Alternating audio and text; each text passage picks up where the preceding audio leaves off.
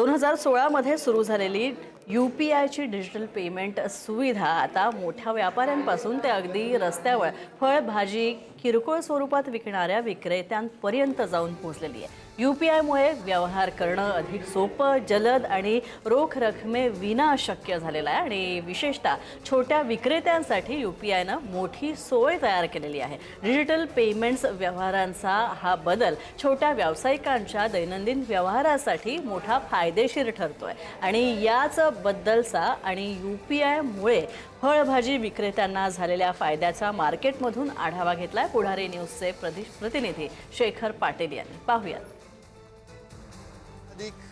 अनेक वेळा आपल्याला पाहायला मिळायचे बाजारपेठांमध्ये, मात्र आता UPI ID सारखी सेवा केल्यामुळे लोक मोबाईलवरूनच पैसे मारायला सुरुवात मोबाईलवरून मारायला लागले सगळेजण।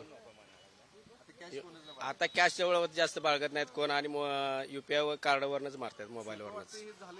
हे झाले चांगल्यासाठी झाले सोडा। UPI ID बघा, अशा पद्धतीनं अनेक जण UPI ID कशा पद्धतीने या ठिकाणी ठेवत असतात। QR कोड खरं तर तो आहे, QR कोड तू त्याच्यावरती डायरेक्ट लावलेस? होय, याच्यावर भारी आहे, करायला येते लगेच, मग याच्यावर लावली, भिजते पण नाही, भिजत पण नाही। होय, हे झालेलं चांगलं झालं असं वाटतं तुम्हाला UPI? हो, कारण की आता माणसाकडे पैसे नाहीच आहे, त्यामुळे 10-5 रुपये सुद्धा त्याच्याकडे खिशात आता शिट्टे नसल्यामुळे आता प्रत्येक जण गुगल पेचा वापर करते। फोन पे ह्याच्यावरच चालू आहे, QR कोडवर चांगलं झालं आहे। आता चालूच आहे, चांगलंच आहे म्हणायचं, आता चालू आहे ते। आता हे ऑनलाईन चालू आहे 10 वर्ष झालं। चिल्लरचा पण प्रॉब्लेम आलेला आहे, 10-20च्या नोटा कमी आहेत चिल्लरमध्ये। पण हे तुला झालं ते बरं हाय चांगला आहे, चांगला आहे। सगळं UPI 5 रुपये 4 रुपये 2 रुपये हे सगळे देखील मारतात। होय, त्याच्यावर सगळं चिल्लर काहीच नाही या बाजारात। याचा तोटा कधी झालाय असं वाटतंय का तुम्हाला? हे थोड्या चिल्लर मध्ये काहीच नाही, एकदा एक गिराकडे 5 रुपये 10 रुपये शिल्लक त्यांच्याकडेच राहतात।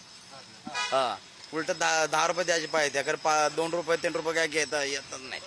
गुगल पे, फोन पेचा मोठ्या प्रमाणात, पेटीएमचा वापर जो आहे तो मोठ्या प्रमाणात आता लोक करताना दिसत आहेत आणि याचा खूप चांगला वापर जो आहे तो आमच्याकडे सुरू आहे आणि याचा फायदाच झालेल्या प्रतिक्रिया सगळ्याच या व्यापाऱ्यांनी दिलेल्या आहेत। कॅमेरामन ओंकार वळवडेसह शेखर पाटील, पुढारी न्यूज, कोल्हापूर।